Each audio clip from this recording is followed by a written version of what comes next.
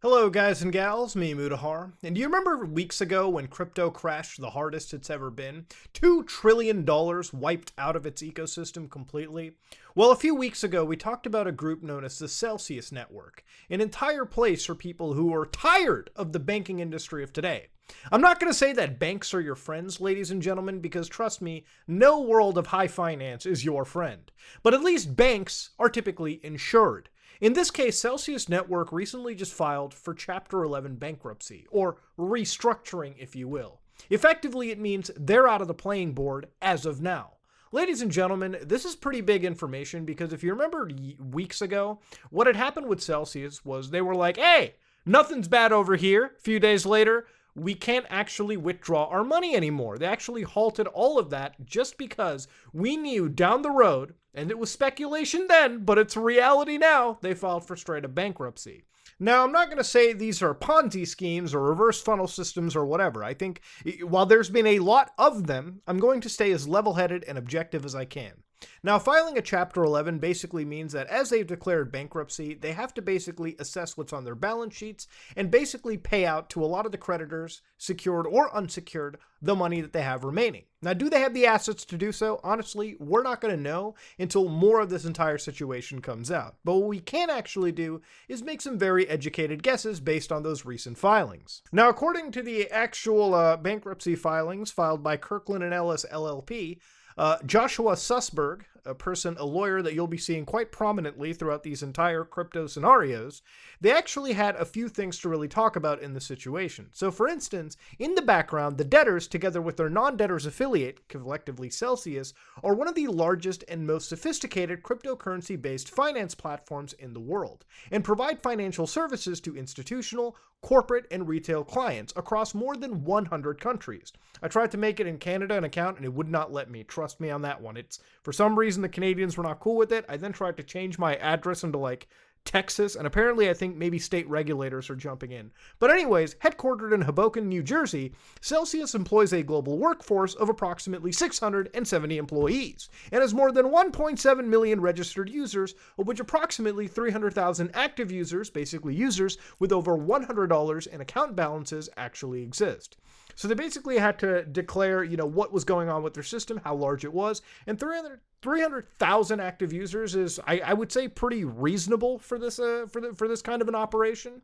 But let's go look even further into this. Now, according to Celsius, who still considers them 1.7 million people calling it their home for crypto, I don't know how long, considering you did file for the old bankruptcy over here. Of course, one thing is that they were definitely very keen on at least sharing some future updates. So on Celsius's Twitter account over here, you can see that Celsius filed voluntary petitions for Chapter 11 protection and announced that the company initiated a financial restructuring. To which, if you actually want to hear this stuff in court, the first day is literally 2 days from now, on Monday. But of course, they gave us an updated FAQ, which we'll actually read right here to get every side of the story. What did Celsius announce? They initiated a financial restructuring process to provide the company with the best opportunity to stabilize the business and consummate a comprehensive restructuring transaction that maximizes value for all stakeholders. Now, initially when I was looking into the blockchain transactions, which the best part about the blockchain is men lie, women lie, the blockchain never lies. And of course, in the blockchain, Celsius Network was basically paying off a lot of their DAI loans to a place like Compound. This is just one transaction of somewhere in the $20.8 million range. So of course, this is sort of the first sign we were speculating back then that this bankruptcy was going to be filed, because a lot of these debts had to be paid off, a lot of this stuff had to be squared before those Chapter 11s were going to be, filed. Chapter 11 is a process in the United States through which companies restructure their financial obligations while operations continue. Many well-known companies have successfully reorganized under Chapter 11 and have emerged stronger, like American Airlines, Delta, General Motors, Hertz, and Marvel. I'm pretty sure a big chunk of those companies right there also got a massive fuck ton of bailouts from the government. But hey, let's just obfuscate that from this. Of course, why is the company filing for Chapter 11? Celsius initiated a financial restructuring to stabilize the business. And by stabilize, basically, they got a bit of a hole they got to dig themselves out of, which we'll get to. What does the future hold? The intention for this process is to maximize value for all stakeholders.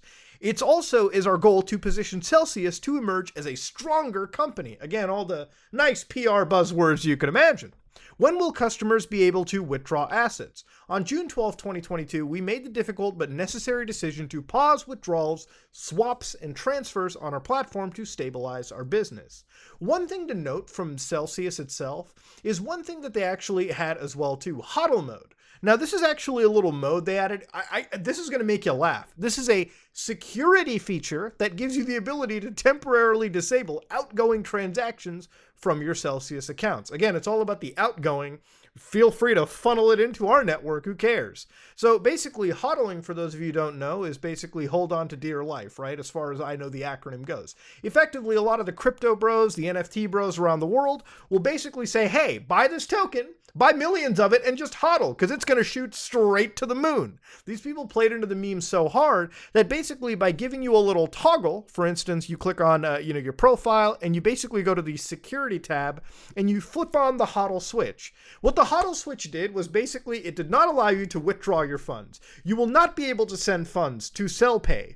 You will not be able to change whitelisted withdrawal addresses, and there will be a 24-hour wait period before reinstating the above functionalities when you deactivate HODL mode. Imagine if you go to your bank right now and you just tell them, hey, can I willingly just prevent any form of my money from being withdrawn? You know, a lot of banks will jump in for security reasons, but I swear it's laughable when you find a feature like this that's pushed onto it. Imagine willingly just letting a company hold onto your funds, your assets, for a minimum of 24 hours and calling it a fucking security feature, when there are much, much more sane security features that exist all over. Of course, you don't have to worry about HODL mode. It's a default feature of it now, sadly. Will users continue to earn rewards? At this time, reward accruals are paused, and customers will not be receiving reward distributions. Of course, what does this mean for customer loans? Existing loans originated by Celsius affiliates will continue to be serviced. Maturity dates, margin calls, interest payments will continue as they have in the past. So at least there's some silver lining in that scenario. Now, of course, something that's really interesting is when you actually read the terms of use for the Celsius network as well. Going further into their bankruptcy, this is how wild some of it is. Again, to tie back to what I said earlier about you holding on to your own crypto and your own hardware wallets, because according to somebody like Celsius, in 0.13 of their TOS, in consideration of the rewards payable to you on the illegible digital assets using the Earn service, for us entering into any loan agreement and the use of our services, you grant Celsius subject to applicable law and for the duration of the period during which you elect to utilize the EDA in the Earn service, if available to you, and thus loan such EDA to us through your Celsius account or as collateral under the Borrow service, all right and title to such illegible digital assets, including ownership rights, and the right, without further notice of you, to hold such digital assets in Celsius's own virtual wallet or elsewhere, and then to pledge, repledge, hypothecate, and rehypothecate, sell, lend, or otherwise transfer or use any amount of such digital assets separately or together with other properties, with all attendant rights of ownership and for any period of time, and without retaining in Celsius's possession and or control a like amount of digital assets in any other monies or assets, and to use or invest such digital assets in Celsius's full discretion. You acknowledge that with respect to digital assets used by Celsius pursuant to the paragraph, you will not be able to exercise rights of ownership. Celsius may receive compensation in connection with lending or otherwise use digital assets in its business to which you have no claim or entitlement. You know, the more that I read this, I think I'm living in the Twilight Zone, but it almost feels like I wasn't even buying cryptocurrency off of Celsius's network in the first place. In fact, it literally feels like just by participating in such an activity, you're transferring your right and title. Basically, Celsius is holding assets that I guess you don't even legitimately have or have ownership or claims to. Again, though, the problem with this is with cryptocurrencies, it is an unregulated market for the most part. And of course, until state regulators jump in or anybody, the people who have lost their money really don't have a lot of recourse unless, of course, you know, things get really lucky and these Chapter 11s or Chapter 7 bankruptcies are filed, to which, you know, at best case scenarios, people could run away with like a 50% haircut, meaning they could get some money back out of all the money that's currently in limbo at this moment, right? Because the way that these restructurings seem to work is if it even succeeds or plays off, you'll still be waiting years to get access to the money that is now stuck into the Celsius network. For some people who were literally investing into this stuff during the COVID-19 pandemic, literally trying to make it big in some capacity, have now had their money either completely thrown down the drain, locked up, and tied. And even if they make you whole in terms of the cryptocurrency, what do you think the actual worth of Celsius is going to be, say 1 year, 2 years, 5 years down the road? It's funny how at some point when it came to Celsius Network and you looked at the various accounts that they had as described by these bankruptcies, they were literally putting funds into gold futures and various things. So it's kind of hilarious that this crypto company that's basically talking all about being the new wave is still investing in inflation hedges, like really old-fashioned shit at this point. Completely wild. Now, of course, according to Celsius, basically it costs them somewhere around $3 million a month to effectively run, and that's the monthly requirement they need to cover employees and their various operations. Of course, that's also including their various subsidiaries as well. Now, of course, ladies and gentlemen, the hole that people thought was around $2 billion, all right? But of course, reading into their assets, the hole seems to be somewhere between the range of 1.1 billion all the way up to like 1.4 billion that I saw. So it's still within the range of that $1 to $10 billion asset range. So of course, we have to see what their total assets are going to be, down the line. But of course, anything less than the 2 billion, if we're reaching the actual 1.1 billion mark, hey, that's almost 50% better than what we initially thought, right? Which means something at the end of the day. Of course, though, one thing that people should absolutely be looking at is if you have money put into something like this, you need to actually start looking into filing possible proof of claims. At this point, you definitely want to go talk to a bankruptcy lawyer and make sure you file this, submit it so that you can actually be put onto the list of creditors. Of course, that is if you have substantial holdings in Celsius Network. Again, I'm not a lawyer. You talk to a bankruptcy lawyer, because right now, if you have money into this shit at all, you better be careful, and you better do everything you can to secure yourself. Now, something that I find really disgusting about these organizations is, whenever you look into the CEOs or the upper management, you really have to look into like what their activities are. Because when it comes to these cryptocurrencies, because there's no goddamn utility, all the CEOs and executives in the world will constantly shill it constantly to inflate its value to some capacity. And when they do it, there's times where it's alleged that they're also dumping their own tokens to basically swap them for actual worthwhile coins or possible fiat currency. Now, in this case, the CEO of the actual Celsius network, Alex Mashinsky, had allegedly has been tied, and people claim that he's apparently siphoned somewhere to the realm of $44 million out of, Cell, which is the Celsius coin. Now, of course, this was a Financial Times, sort of like a investigation. A few other Twitter threads exist where basically CEO Alex Mashinsky was asked about dumping the Cell tokens on the investors. And of course, you can watch various clips where they actually interview Alex Mashinsky. He claims a couple things, that he holds more, if not most, of the Cell tokens in existence. Really? That he still holds more than 90% of all that he has ever had, and that he has lost more than anyone in the dump. And of course, the problem with these statements, for once, the price of Cell has gone from $8 to the zeros in less than a year, and a very terrible price action for a coin that he holds most of the circulating supply of. Yeah, if it's that big of a drop, not good. 2, even if he claims his wallet is on the Celsius site for anyone to view, in the interview, the actual, people interviewing him asked him about not only him, but the allegations of his wife dumping tokens on the market, which he completely ignored, calling it FUD. Now, for non-Cell holders, this may not be a big deal, or is it? Cell Network is the custodian for 1.7 million people, of which 300,000 are active, with almost $12 billion in asset management. Every new shady thing Alex says is another red flag for the company as a whole.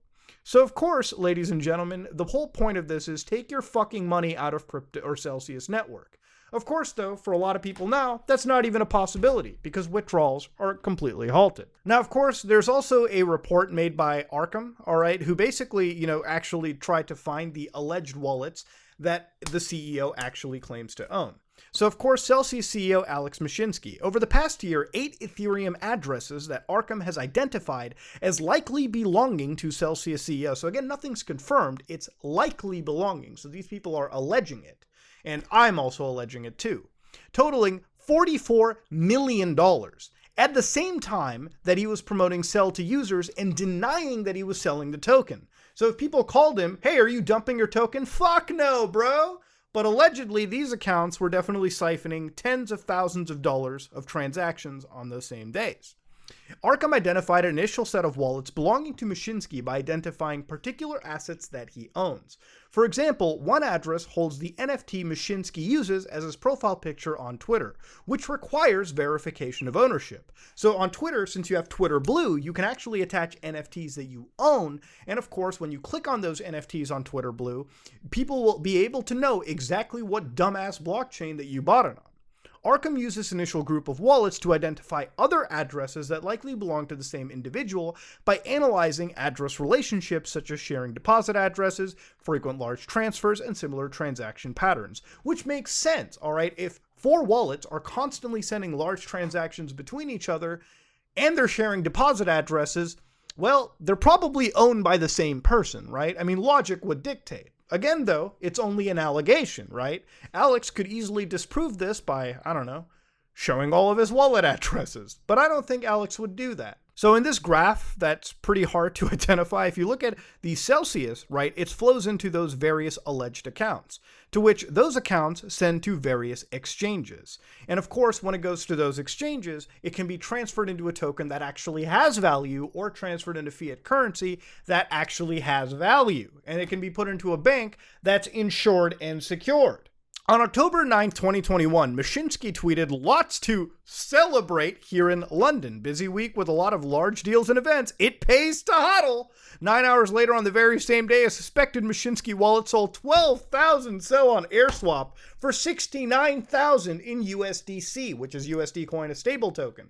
2 months later, on December 9th, he tweeted, "All Celsius network founders have made purchases of SEL and are not sellers of the token." Just 5 days earlier on December 4th, another suspected wallet address sold 11K of that token, SEL, for $43,000 in wrapped BTC. And of course, those tweets are preserved on amazing websites like the Internet Archive. And in fact, one of them is actually still up. Look at him jumping around. Look at that. Whew, God. So, in the end of the day, ladies and gentlemen, what's basically happened in this case is a lot of people that had their money put into Celsius have seen it completely frozen. And while bankruptcy is filed and a restructuring is happening, who knows what the actual fruits of that is going to be? Because here's the thing. You're not going to see that money in weeks, in months. You're going to be seeing it in years as this restructuring is going on. So for a lot of people that have thousands of dollars, tens of thousands of dollars, hundreds of thousands of dollars, the money is sort of stuck in limbo. Now, of course, the best case scenario is maybe they can make you whole and you end up getting the exact amount of money you put in all the way back into your account. But of course, that also implies that you lose 5 years of your financial earnings basically just sitting in limbo. So that's one big issue as well, too. The other, and in my opinion, the more likely scenario is even if you get your money back, it's probably not going to be the whole thing that you actually should have gotten in the first place. You know, people keep comparing this to something like NiceHash, but NiceHash's business is designed to make profits.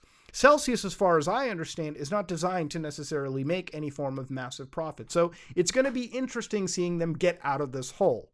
All I know is, ladies and gentlemen, until cryptocurrency gets some serious regulations and a lot of these banking services or crypto new age banking nonsense actually ends up getting some serious regulations, because listen, as much as I love crypto and as much as I love the future of technology, one thing is when it comes to finances and it comes to things like this, when hundreds of thousands of dollars are on the line, there needs to be some level of regulation to protect those that are the most financially vulnerable.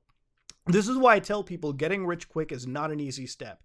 And honestly, for a lot of people that throw their money and life savings into stuff like this, part of me definitely feels like it's on you for sure to learn from these kind of mistakes. But part of me also has some severe empathy for somebody who's just trying to make some money to pay next month's bill or just trying to get out of whatever financial rut that they're in. All I know is, God, you can never trust Celsius. And honestly, this isn't going to be the first bankruptcy we're seeing right now. We're going to be seeing a lot more down the road when it comes to various other crypto banks, because this whole situation hasn't stopped. Once more of these regulations kick in and a lot of these bad players are finally, they have the fucking heat put under them, you're going to be seeing a lot more of the bad side. You're going to be seeing a lot more bloodshed, before this crypto world starts getting more sane and more logical for the average person to jump into. If you like what you saw, please like, comment, and subscribe. Dislike it if you dislike it. I am out.